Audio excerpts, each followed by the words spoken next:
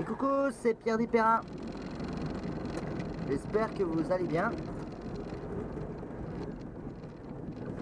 Aujourd'hui, on se retrouve pour une petite vidéo nouvelle.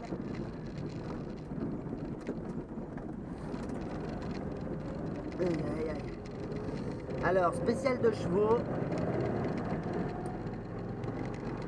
Alors, pourquoi? Parce que ça fait un moment que j'ai pas fait de vidéo sur la de chevaux. C'est vrai que ces derniers temps, je me suis plus consacré à la 309.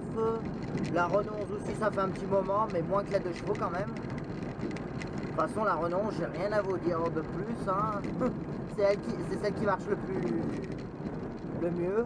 Enfin, elle aussi, elle marche bien, mais à part ce petit défaut qu'on doit régler cet hiver.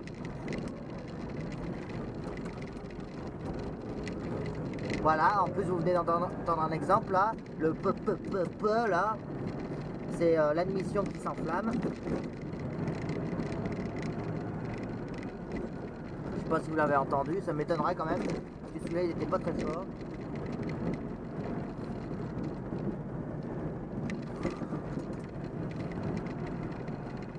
Donc je vais essayer de me trouver un coin tranquille.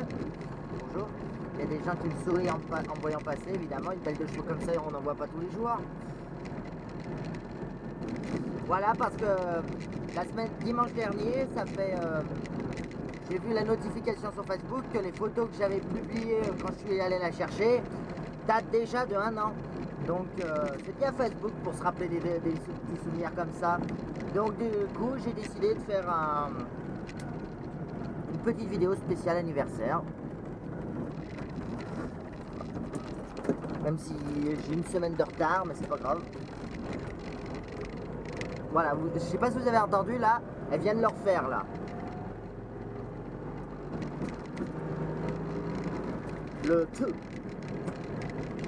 L'admission qui s'enflamme, comme si elle crachait. Bon, je vais essayer de me trouver un coin et je vous reprends. Allez, à tout à l'heure. Et voilà, nous sommes arrivés à destination. Bon, au niveau de l'intérieur, il n'y a pas eu trop de modifications, il y a plus des dégradations parce que, par exemple, la peinture que j'ai mise sur le Komodo commence à s'écailler. Donc, il faudrait que je le machine et je suis obligé de le faire tenir par un Colson parce que je suppose qu'il n'y a pas que moi que ça arrive, qu'à force d'actionner le clignotant, le truc ressort. Enfin voilà, mais sinon, par contre, le Komodo aussi un petit peu, ça commence à se barrer, mais enfin voilà, après, il y a plus de la crasse parce qu'il m'arrive de revenir un peu dans un état, voilà. C'est l'inconvénient d'avoir les accessoires blancs. Je comprends pourquoi c'est passé au noir après. Voilà, c'est vrai qu'un bon coup de nettoyage là-dedans, faudra que je m'y mette. Donc je sais même plus combien. De toute façon, j'ai changé le compteur au moins 2 fois sur cette voiture, donc je sais pas combien de kilomètres elle a maintenant exactement. Allez hop. Ah, les portes suicidaires. C'est vrai qu'il y a des inconvénients, mais j'adore ça quand même. Aïe aïe aïe, le gros rétro ça va beaucoup mieux, celui que j'ai acheté à la Nationale qui était à la base un rétro qui se met d'habitude sur les 2 chevaux fourgonnettes là, je crois. J'ai réussi à l'adapter sur ce support, ça va nettement mieux. Bon, ça vibre un peu, mais ça va beaucoup mieux. Bon, les clignotants labinales ont un meilleur éclairage, même si la signalisation est toujours aussi pourrie, mais bon.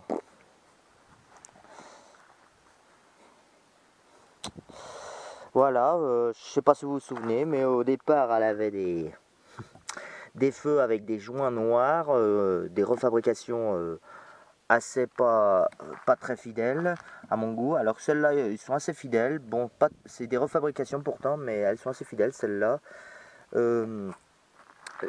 Donc la plaque coupée en deux, sûrement d'une utilitaire, parce que la jupe arrière est celle des modèles d'après 64. Donc c'est pour ça qu'il n'y avait pas les emplacements pour les machins, mais je voulais impérativement la plaque coupée en deux par l'éclaireur là, qui s'est fissuré sur le dessus, tiens, j'ai pas fait gaffe. Et que j'ai aussi converti à LED parce que l'ampoule 12 volts, pareil, chauffait l'arrière du truc. Voilà, on a eu un accident qui a été réparé. J'ai réparé aussi le bouchon d'essence qui fermait plus à clé. Alors en fait le mécanisme s'était cassé, donc c'est pour ça que vous voyez des, des rayures, des soudures, parce qu'en fait j'ai dû changer des pointes, enfin j'ai dû improviser avec des vis pour fixer le mécanisme. Donc maintenant ça ferme à clé. Ah non, je retire ce que je dis, ça ferme plus la clé, ou alors j'ai oublié de fermer la clé tout simplement. Aïe aïe aïe, il va me faire mentir. Bon, j'ai peut-être recassé le... Ah ouais, bah j'ai pas dû le fermer correctement parce que là, par contre, ça tient. Ouais, j'ai pas dû le fermer correctement la dernière fois parce que là maintenant ça tient. Bon, bah ça a voulu me faire mentir un petit peu. Bon. J'ai remis des anneaux plus petits aux portières parce que il y en avait des gros. Par contre, le souci c'est que l'ancien proprio avait collé les gros là et du coup ça fait très dégueulasse. Mais bon, je vais laisser comme ça parce que je vous ai dit en carrosserie je suis super nul. J'ai juste mis de l'anti-rouille pour pas que ça rouille au cas où, mais de toute façon j'évite de la sortir quand il pleut, mais il y a des fois il n'y a pas le choix. Passe ton chemin ou je te fais la misère. Voilà, bon, ça se voit. Ah, et il y en a qui me disent, et que vous vous dites pas que je la délaisse, parce que regardez, avec tous les moucherons que je me prends devant, hein, c'est que j'en ai bien profité cet été, hein, je vous le dis. Hein. La preuve, hein. Faudrait d'ailleurs que je la lave. Hein. Même si j'ai pas eu d'événement particulier à aller avec, j'ai juste fait principalement de la balade solitaire. C'est vrai que ça fait un moment que je suis pas allé en rasso.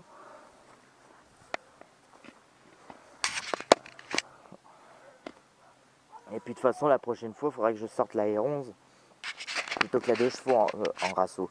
La R11 n'a encore jamais allé en rasso. Enfin, si, une fois, mais elle n'a pas été acceptée, donc elle était dans le parking visiteur. Et j'ai pas filmé ce jour-là parce que en fait, devait aller voir des pièces de 4L avec Marcel pour sa 4L et c'est sur le chemin du retour qu'on a dit, et on avait vu ce rasso en allant sur place et on y s'est arrêté en revenant et on y est allé avec la R11 parce que quitte à aller voir des pièces Renault, autant y aller en Renault. Enfin bon. Enfin bref. Bon, sous le moteur, qu'est-ce qu'on va faire et qu'est-ce qu'il y a à faire? Bon, bah alors, qu'est-ce qu'il y a à faire? La dépose des culasses, ça vous le savez, c'est pour cet hiver, quand les routes seront salées ou qu'il fera trop froid. En espérant que l'atelier il y aura moins de projets de mes collègues, parce que là, en ce moment, il y a Lucas qui s'est lancé à repeindre une mobilette, et apparemment, il prend de la place en ce moment. Et Marcel a décidé de refaire le bar, et d'une certaine façon, il prend aussi un tout petit peu de place. Mais bon, j'essaierai de rentrer la renonce l'hiver dans le garage, dans le petit garage. Elle, je pense qu'elle va rentrer parce qu'elle est moins longue que la 309. Et j'essaierai de laisser la 2 chevaux à l'atelier. Enfin bon, d'ici cet hiver, je pense que ça ira mieux. Parce que déjà là-bas, c'est très mal isolé. Donc je pense que le froid nous calmera un peu niveau mécanique. Enfin, moi, j'espère que non. Mais enfin, je vais bien me couvrir. Je vais essayer. Donc, qu'est-ce qu'on a fait pendant ces 1 an au moteur? Ben, on a refait le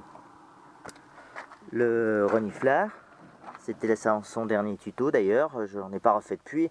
Je sais pas si je vous l'ai dit ou si je vous l'ai montré en photo, mais putain là, comme ça vous avez du mal à voir. Je lui ai mis des caches culbuteurs d'Amicis ou d'anciennes de chevaux. En fait, je sais pas si c'est les mêmes parce que j'ai acheté chez parce que quand j'étais à la Nationale, j'avais remarqué comment ça s'appelle, des Lomax, je crois que ça s'appelle, des Lomax qui avaient tous les deux des 602 cm3 et on voit très bien les culbuteurs sur les Lomax et il y en avait qui avaient des culbuteurs récents et il y en avait qui avaient des culbuteurs anciens avec le même moteur, le 602.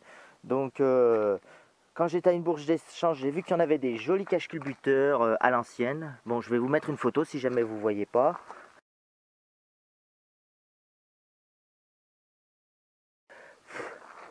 Et je me suis rendu compte qu'effectivement, il s'adaptait très bien sur ce moteur hein, et que j'ai pas de soucis de fuite en tout cas. Hein. Donc il n'y a pas eu de soucis. Donc c'est juste pour faire rétro, même s'il faut vraiment aller dans le moteur pour les voir. Hein. C'est vrai que c'est c'est pas une modification nécessaire. Mais bon, déjà ils sont plus jolis que les anciens. Hein. Ils avaient une sale gueule et puis il me semble qu'il y avait une fissure sur l'un des caches culbuteurs d'origine. Enfin ceux-là au moins c'est de la bonne qualité et ça se voit, hein. Mais je sais pas si c'est des cache-culbuteurs d'AMI 6 602 ou si c'est des ou si même les 425 c'est les mêmes.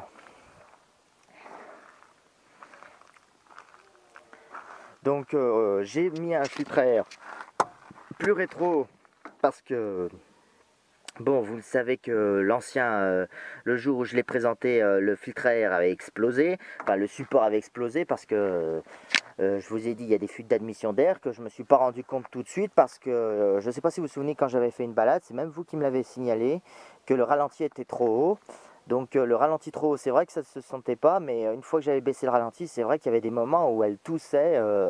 Alors au départ, je pensais à un défaut d'allumage, mais en fait, elle toussait pas de l'échappement, mais elle toussait bien de l'admission. Donc c'est qu'il y a une soupape. Donc après réglage de culbuteur, réglage d'allumage, et le problème persistant, j'en ai conclu à une soupape qui est plus très étanche. Et puis il y a un truc qui m'est revenu aussi quand je suis allé voir la 2 chevaux, enfin quand je suis allé la chercher en tout cas, c'est que le propriétaire m'a donné avec une bombe de, je sais plus comment ça s'appelle, de produit qui sert à redémarrer les voitures. Vous savez, des trucs, les pchit qu'on met dans les carburateurs pour les redémarrer là. Il m'a dit qu'il mettait ça tous les matins alors que c'est surtout pas ce qu'il fallait faire. Donc s'il mettait ça à chaque fois qu'il la démarrait, qu'il s'en servait, je comprends que le moteur soit un peu endommagé à l'intérieur. Putain, je sais plus comment s'appelle ce produit, je vous le mettrai en description. Et il m'a donné avec, bon je lui ai pas dit, mais normalement ça c'est juste pour redémarrer quand ça n'a pas démarré depuis 20 ans, ça passe. Mais après faut pas mettre ça à chaque fois qu'on s'en sert, c'est débile. Parce qu'elle démarre très bien sans mettre du produit, hein. Il faut juste tirer le starter. Je ne sais pas s'il savait se servir du starter ou pas, mais bon bref, je ne vais pas le critiquer, hein, parce qu'il a quand même fait du bon boulot niveau carrosserie, même s'il y en a plein qui me disent qu'il y a plein de défauts partout, mais moi je m'en fous, hein. De toute façon j'aurais pas fait mieux. Donc j'ai mis une plaque noire un peu plus stylée. Par contre j'ai un pare-choc d'après 61, donc j'ai les butoirs un peu plus écarté, mais bon, faut le savoir. Le projet des phares à rapprocher, pour l'instant, je vais les laisser comme ça parce que avec ce capot, ça me choque moins. Et puis, comme il y a les clignotants, je pense que ça ramachine. Alors, les clignotants, il y en a plein qui me disent de les reboucher, mais je suis nul en carrosserie. Comment voulez-vous que je rebouche ça, premièrement? Et puis, deux yeux, je suis quand même obligé d'en laisser à l'avant, donc autant les laisser là, hein. Déjà, j'ai tout fait pour les rendre le plus discret possible ou plus assortis à l'année de la voiture. C'est-à-dire que j'ai peint les contours qui étaient en noir en couleur caisse, donc en bleu glacier. J'ai mis des petits enjoliveurs chrome, même si... mais au départ, j'avais mis ça avec les clignotants orange. Mais c'est vrai qu'avec les clignotants blancs, c'est inutile. Et j'ai mis des clignotants blancs. Ça fait un peu plus rétro, hein, moi je trouve, hein. Mais bon, moi j'ai dit, je tiens à ce qu'on voit mes clignotants dans les ronds-points, donc les clignotants avant vont être restés. Et puis j'ai une carte grise de 79, donc je suis obligé d'avoir les normes de 79. C'est comme les ceintures de sécurité, je suis obligé de les laisser. Les portes suicides, je pense que ça passe puisque c'est au contrôle technique pour la vente. Donc je pense qu'il faut que les clignotants soient accessibles au volant aussi. Le compteur, bon c'est moi qui ai mis celui-là, donc j'espère que celui-là il passera au prochain. J'espère qu'il n'y a pas de défaut dans le fait que j'ai mis le démarreur là ou le starter ici. Parce que ça c'est pas des éléments de sécurité, donc je vois pas pourquoi ça sera refusé à cause de ça. Par contre, c'est vrai qu'au départ je voulais faire faire marcher les essuie-glaces avec le mécanisme comme ça, mais je peux pas en fait. Pour la simple et bonne raison que le moteur est trop puissant. Donc si je vais trop vite, le système aura tendance à s'emballer. Excusez-moi, encore quelqu'un qui croit que je suis en panne. En même temps, j'aurais peut-être pas dû laisser le capot ouvert. Voilà. Oui, je disais le mécanisme. Le problème, c'est que dès qu'on dépasse 60 à l'heure, je vous ferai une démonstration là-dessus, mais on voit que la roue tourne très vite. Et en fait, chaque fois que la roue fait un demi-tour, normalement, c'est un coup d'essuie-glace sur la gauche ou la droite. Donc, et c'est vrai qu'à 60 ça va très vite et à 90 je vous le dis pas, donc le mécanisme risque de s'emballer et je pense que pour le contrôle technique il faut que le moteur d'essuie-glace soit fonctionnel, donc moteur d'essuie-glace, hein, donc je suis obligé de garder un moteur d'essuie-glace. Après c'est vrai que l'ancien proprio au départ avait découpé une planche de bord de chevaux modernes. Alors, moi je l'ai viré, hein, parce que ça aurait pas été sorti avec ce compteur. Et voilà. Mais bon, je sais pas si je le remettrai peut-être un jour, ça. Je sais pas. Parce que c'est vrai que ça fait un peu vide. Du coup, maintenant que le moteur est là, je peux plus adapter les déviateurs d'air d'époque, là. Mais j'essaierai de retrouver une planche de bord, mais blanche cette fois, alors, euh, de, de 2 chevaux pour remettre là, peut-être pour cacher le moteur. Mais ça, c'est si vraiment je trouve. Mais ce qui me fait chier, c'est que je serais obligé de la découper à cause du compteur, hein. Parce que je veux garder le compteur là, je veux pas le remettre là. Parce que je veux garder les boutons au centre, l'ampèremètre au milieu, etc. Enfin voilà, sinon je le laisse comme ça, hein. Le moteur d'essuie-glace repeint en bleu, moi ça me dérange pas du tout, hein. Et puis le fait qu'on voit les fils électriques comme ça, je suis électricien donc ça me choque pas du tout.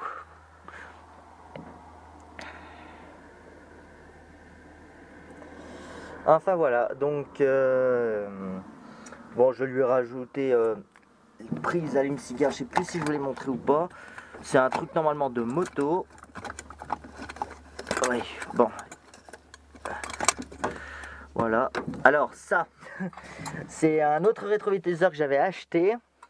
Et il me sert, comme je ne trouve pas de système identique à ça pour mettre à droite, des fois je m'en sers pour voir la route comme ça, en ouvrant la fenêtre, hein, d'habitude, mais bon. Donc c'est pour ça qu'il y a un deuxième rétro là.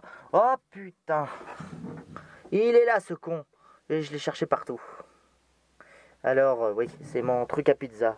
Moi aussi mon pizzaiolo regarde mes vidéos, mais ça m'étonnerait. J'ai retrouvé ma carte d'abonnement. Je l'ai cherché partout en fait. C'est vrai que je suis pas retourné avec la 2 chevaux depuis un moment et... Oh putain, d'accord. Bon. Oui, donc je disais, j'ai un allume-cigare et port USB pour la radio qu'il faut que je change d'ailleurs parce qu'elle déconne toujours pendant que je roule. Et oui, la prise pour les portables, oui, je me suis passé de mettre du 220 volts.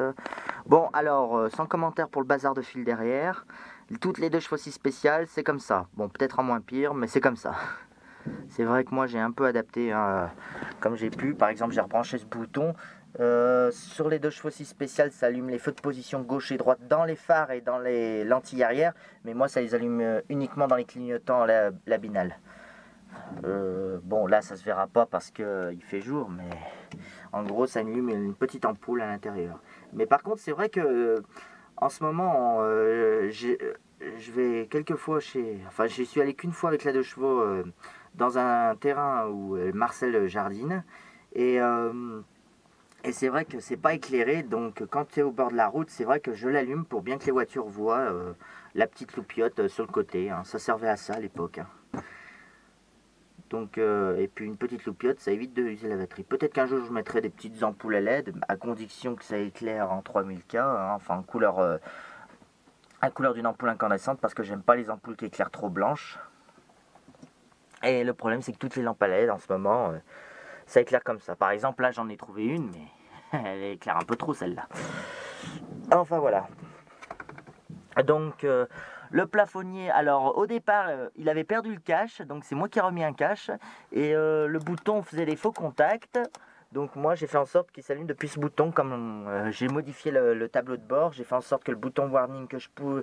Je me demande d'ailleurs où il était sur les 2 chevaux spéciales qui avaient ce tableau de bord là, parce que j'en ai aucune idée. Ça devait pas être obligatoire à l'époque. Mais bon, moi du coup, j'ai coupé un morceau de planche de bord et je l'ai coincé au-dessus. Donc c'est pour ça qu'on voit un défaut. Et avec les boutons, alors l'ancien bouton essuie-glace du coup allume le plafonnier et l'autre actionne le warning avec le voyant à côté.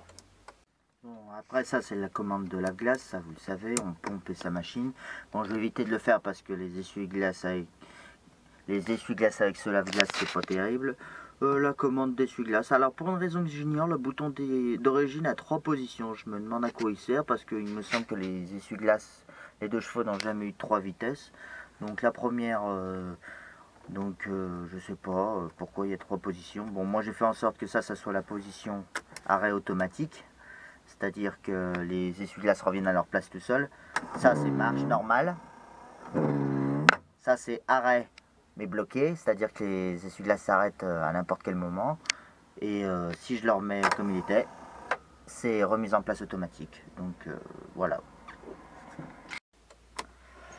Voilà, donc ça, je suppose que vous avez remarqué. Ça, c'est un bouton marche normale. Il y a 3 positions, mais l'autre position, c'est pour que le moteur continue à tourner, même le Neyman fermé. Mais par contre, ça, je me sers de cette position, en fait, c'est tout con. Quand je règle le ralenti, il m'arrive de mettre en cette position parce que ça coupe l'alternateur aussi. Enfin, ça empêche l'alternateur de recharger dans cette position. Mais... D'ailleurs, je voulais faire en sorte que quand on met dans cette position, ça m'allume le témoin frein en même temps. Mais du coup, le bouton témoin frein, je ne vois pas à quoi il pourrait servir après. Mais finalement, non, j'ai laissé comme ça. D'ailleurs, on voit la différence parce que sans, il y a juste la bobine qui est alimentée. Alors que si je mets avec, l'aiguille va plus loin parce que ça alimente l'excitant de l'alternateur et la bobine en même temps. Voilà. Le rétro d'Ami 6 va très bien, hein. Il y a juste un peu encrassé de l'intérieur, mais de toute façon on voit dedans un peu, hein. C'est pas si dramatique que ça. Qu'est-ce que j'ai fait en modif pendant un an? Bon bah les ceintures je les ai pas touchées, hein. À l'arrière non, j'ai juste mis le 3e feu stop que je vous ai montré.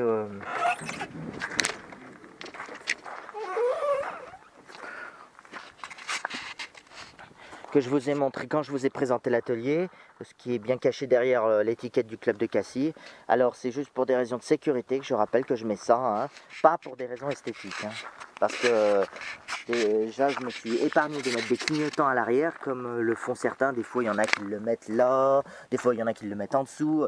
J'ai eu plein d'exemples à la nationale mais ça me plaisait pas ces configurations donc...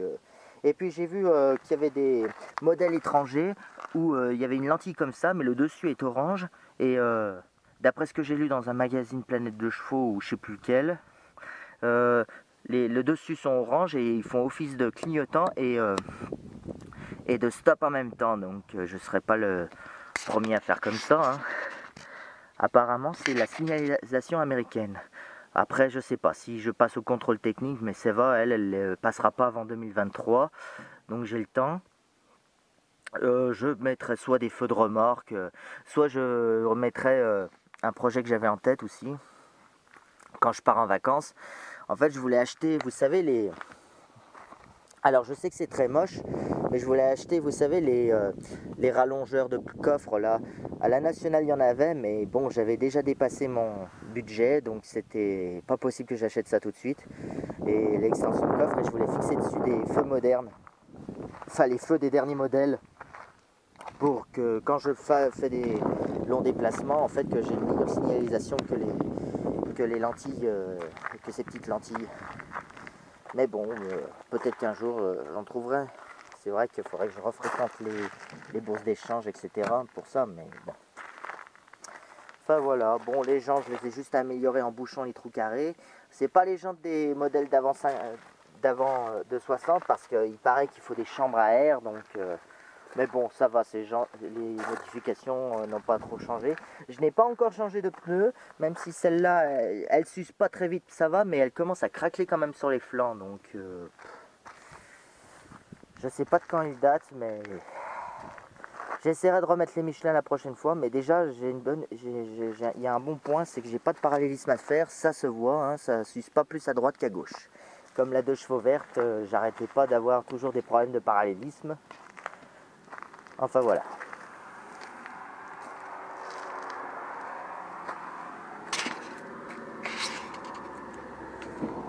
Attendez, je laisse passer la voiture. Voilà. En parlant de la 2 chevaux verte, il y en a plein qui me demandent est-ce qu'elle te manque pas trop? Je dis ben un petit peu, oui. Ce qui me manque, c'est que je peux plus faire de bidouille électrique dessus. Mais bon. Et puis la 2 chevaux verte avait l'avantage que je la sortais par tous les temps. Mais bon, on va dire que maintenant c'est la Renault qui remplace la 2 chevaux verte pour ça. Donc voilà. Et en parlant en parlant de la 2 chevaux verte, si jamais le nouveau proprio ou son frangin, enfin celui qui m'avait appelé un soir de live, a des regarde cette vidéo. J'aimerais bien avoir des nouvelles, s'ils pouvaient m'en renvoyer des photos de l'état où elle est, ça serait sympa parce que j'en ai pas reçu depuis la dernière fois, c'est vrai que c'était sympa. Donc je voudrais savoir si la restauration était finie et puis si on pouvait par exemple revenir la filmer un jour. Voilà, donc si un proche du nouveau proprio suit toujours mes vidéos, qui me recontacte s'il vous plaît, ça me fera plaisir. Et puis je pense que ça fera plaisir à mes abonnés aussi. Voilà, mais sinon je pense qu'elle fait le... Sinon ça n'a pas été un sacrifice inutile la 2 chevaux verte, hein, parce que franchement je regrette absolument pas mon choix. Hein, parce que j'ai toujours voulu avoir la ZLP. Après, comme je voulais pas qu'elle prenne de valeur, la configuration châssis, moteur, carte grise de la 2 chevaux 6 avec la carrosserie des années 50, moi ça me convient parfaitement. Comme ça au moins elle prend pas de valeur et il y aura moins de remords pour la... s'il m'arrive quelque chose avec.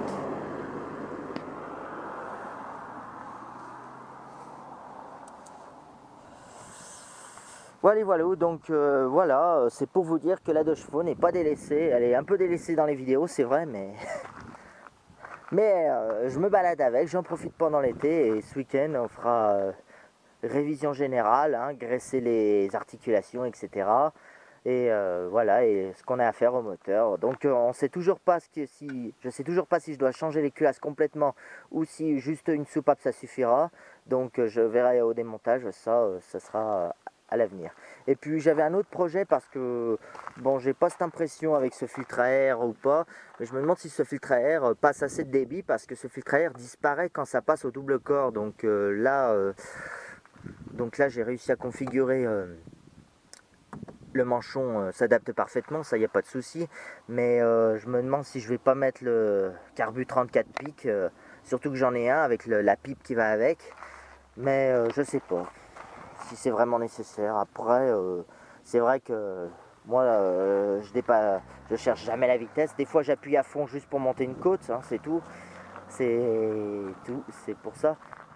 Et puis au moins j'ai une AZLP qui fait du 90 à l'heure sans avoir le besoin de mettre le pied au plancher, mais je vais rarement à plus de 90. Quelquefois je dépasse les 100-110 pour doubler, mais c'est rare, hein, c'est très très rare. Hein. Et j'ai jamais essayé sa vitesse de pointe, les portes et suicides me font trop peur pour ça. Enfin voilà, qu'est-ce que je pourrais vous dire de plus ?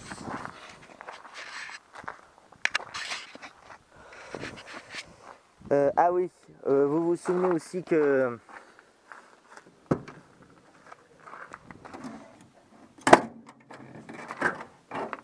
Vous vous souvenez aussi que quand je l'avais achetée, elle avait la calandre, oui, mais elle avait les chevrons entourés d'un cercle des tout premiers modèles.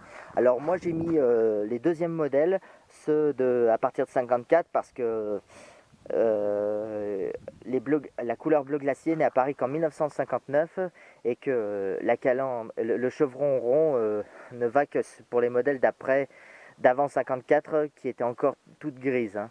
Donc je l'ai juste remis ce chevron là parce que ça allait mieux avec la teinte pour moi et que le chevron à cercle je le préfère sur les modèles gris. J'ai bien essayé de le refiler à quelques 2 chevaux à la nationale, mais bon, personne n'en voulait.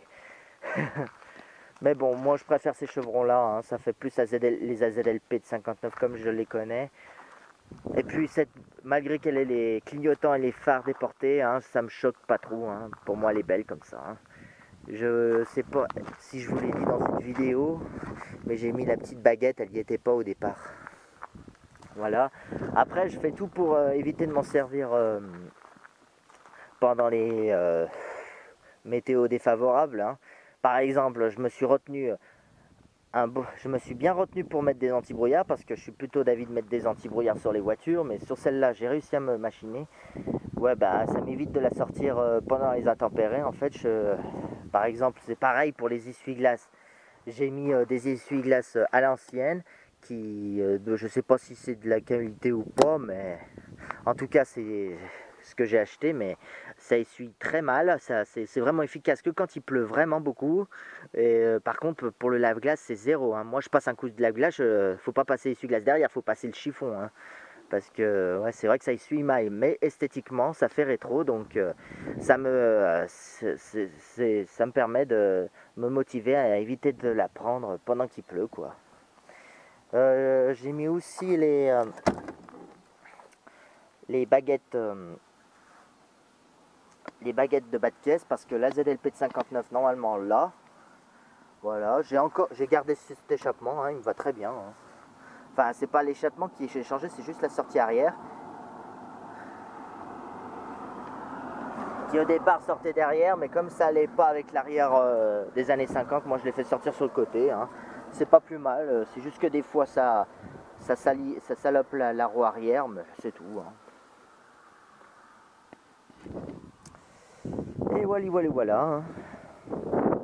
Bon, alors, comme je disais, j'avais changé ces joints. Bon, évidemment, la porte conducteur, comme c'est la porte qui s'est ouverte en grand et que j'ai envoyé chez le carrossier, elle a été repeinte correctement, donc du coup, elle a pas ce défaut. Et c'est vrai que les autres portes, ouais, c'est dommage, ça.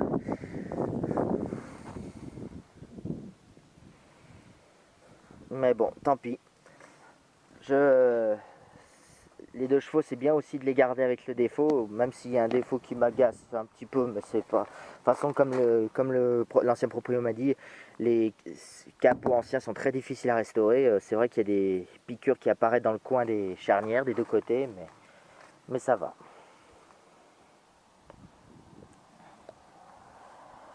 Après, est-ce que il y a des fois je me tâte à me mettre à installer des freins à disque, mais je sais pas si je vais vraiment le faire parce que je m'en sers pas autant que je me servais de la 2 chevaux verte, hein.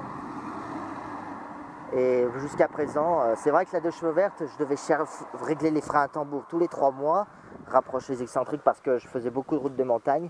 Mais là, ça va, hein, ça fait 1 an que je l'ai, j'ai pas encore eu à les faire, hein. Même si c'est vrai que des fois, il faut pomper un peu sur la pédale. Mais des fois, on s'en sert pas pendant un moment. Les freins retrouvent de la fermeté quand même quand on s'en sert pas pendant un moment. Enfin, pour l'instant, j'ai pas eu les freinés. Je les freins. Et j'y ai repris l'habitude parce que même la 2 chevaux verte, j'y ai pris l'habitude, hein. Mais déjà, la 2 chevaux verte aussi, elle avait un défaut, c'est que c'était le frein à main qui était pas de moins en moins efficace. Mais elle, ça va, le frein à main reste efficace. Donc pour l'instant, rien à dire. Après aussi, c'était pas le même mètre cylindre parce que c'est un mètre cylindre à double circuit alors que la 2 chevaux verte, c'était un mètre cylindre à un simple circuit. Et il me semble. Donc ça joue peut-être sur l'efficacité. Après, j'avais dans l'idée d'installer un, comment ça s'appelle, sur les freins à tambour. Après, c'est peut-être pas adapté pour ce type de frein à tambour. Comme sur les freins à tambour modernes, vous savez, les systèmes qui les maintiennent plaqués automatiquement, qui règlent les excentriques automatiquement. J'avais dans l'idée de bricoler ça un jour, mais comme pour l'instant, j'ai pas de souci avec, j'ai laissé tomber.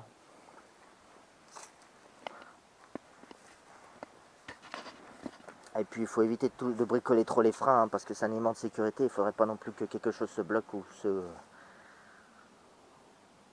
ou les endommage, quoi. Donc voilà ce que j'ai à dire pour la 2 chevaux verte, hein. Bon, c'est pas la peine que je vous ouvre le coffre. Ah si, c'est ouvert. Il y a de la poussière évidemment. Le bidon d'huile, le 15W40.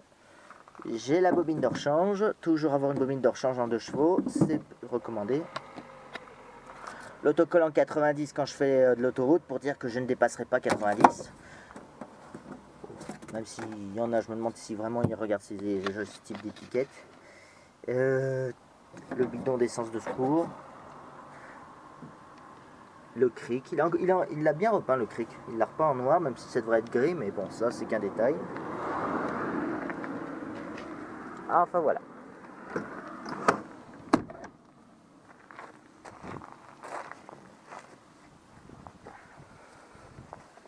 Allez, pour le plaisir, je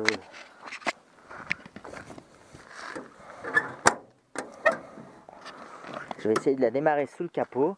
Bon, faut quand même le contact pour ça. Là, hop. Par contre, un petit peu de starter parce que j'ai normalement à chaud, faut accélérer un peu, mais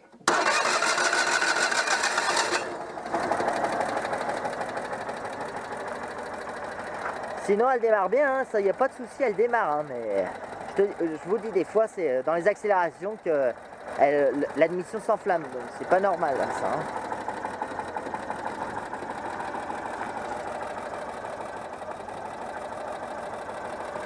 Bon après elle n'a pas un ralenti très stable, mais de toute façon ça je suppose que c'est le problème du samplon. Même la Renault 11 fait ça, mais sinon la Renault 11 n'est pas, la GTL c'est pas comme la TXE, elle n'a pas des tendances à caler à froid. La GTL elle a besoin de moins de starter que la TXE déjà, je m'en souviens. Celle-ci elle a besoin d'un peu de starter quand même par rapport à la verte. Mais bon, je pense que ça ira mieux une fois les culasses refaites. Moi, je me souviens des différences de résultats avant et après le changement de culasse sur la verte. Si ça se trouve, elle, ça fera pareil. Donc on verra ça cet hiver. Après, là, j'avais un peu de starter.